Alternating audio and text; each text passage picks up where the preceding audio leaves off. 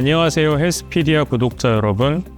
저는 연세대학교 의과대학 세브란스 병원 심장내과에서 근무하고 있는 이찬주 교수라고 합니다.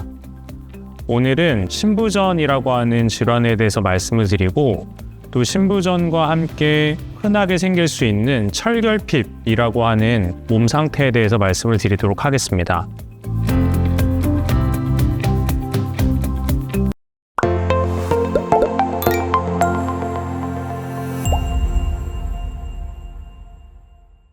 심장은 우리 몸에서 어떤 역할을 하며 신부전은 어떤 질환인가요?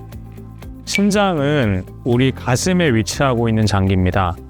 그래서 우리 몸에서 전신의 혈액순환을 담당하고 있는 펌프 역할을 하는 장기가 되겠고요. 각 장기에서 사용하고 나온 혈액이 정맥을 통해서 심장으로 들어오게 되고, 심장은 그 혈액을 받아서 폐로 보내줍니다.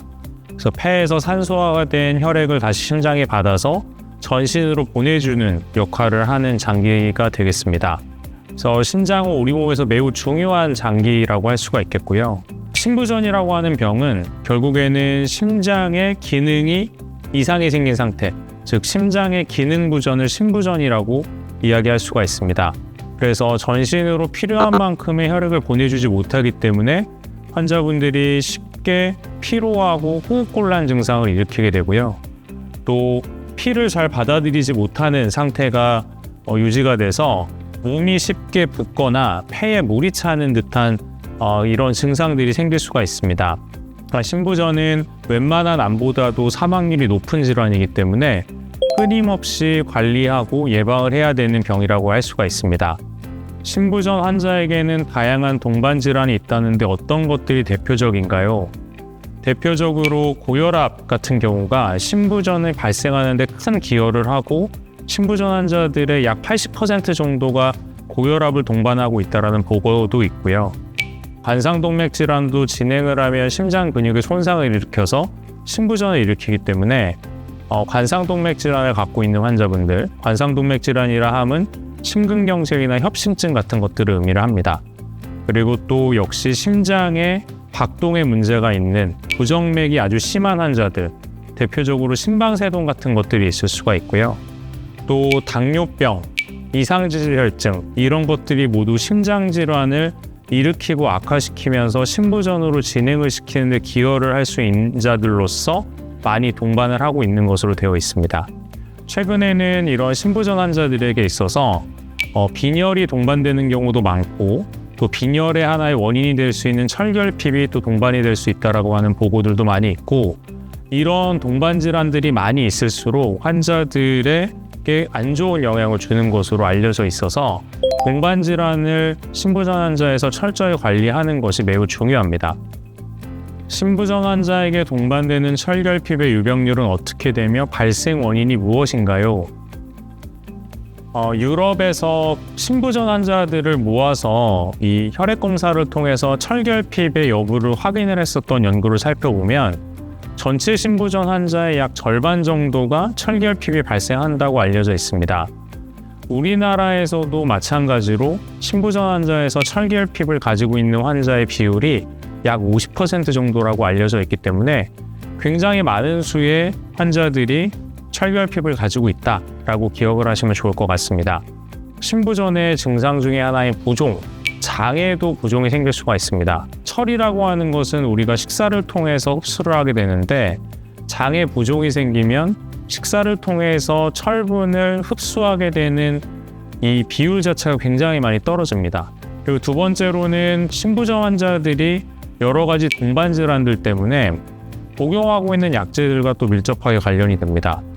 식사를 통해서 철분을 복용을 할 때 같이 복용하는 약 때문에 상호작용에 의해서 흡수율이 떨어지는 경우도 있고, 관상동맥 질환이 있거나 뇌경색 같은 질환이 있던 분들은, 또는 부정맥이 있는 환자들 같은 경우에는 혈액을 물키는 약들을 많이 복용을 하게 되는데, 이런 혈액 물키는 약들이 우리가 알게 모르게 어디선가 출혈을 일으키는 부작용을 생길 수가 있고, 출혈은 대표적으로 철결핍을 일으키는 원인이 되거든요.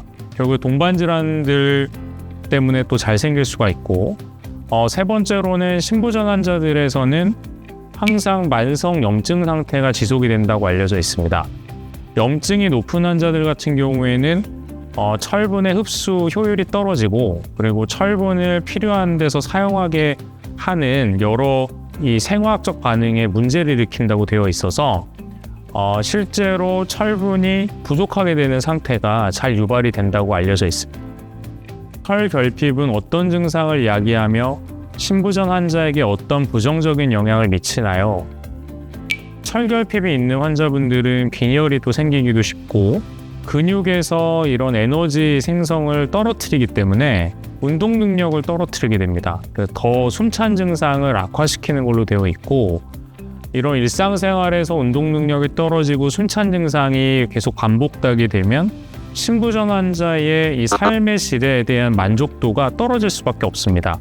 이런 증상들이 계속 반복되게 되면 신부전이 더욱더 빠르게 악화를 할 수가 있기 때문에 실제로 철결핍이 없는 신부전 환자에 비해서 철결핍이 있는 신부전 환자들이 훨씬 더 병원에 입원을 많이 한다는 것이 알려져 있습니다.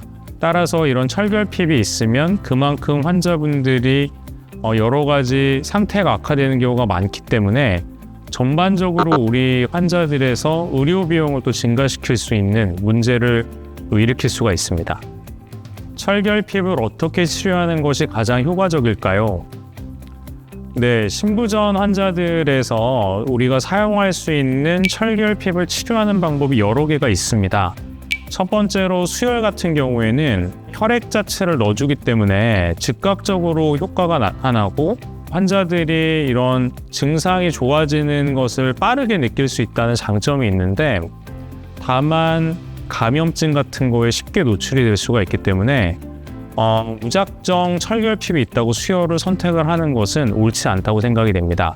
경구철분제는 그냥 복용을 하면 되는 약이니까 상당히 쉽게 치료약제로서 사용을 할 수가 있고 선택을 할 수가 있습니다.